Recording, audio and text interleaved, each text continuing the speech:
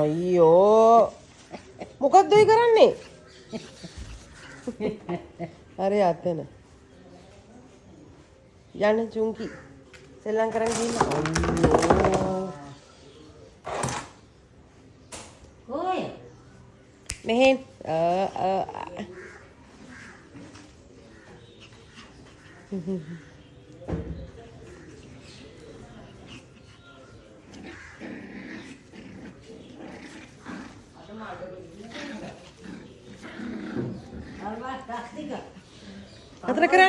නතර කරන්න දෙන්නම සෙල්ලම උදේ පාන්දර අයියෝ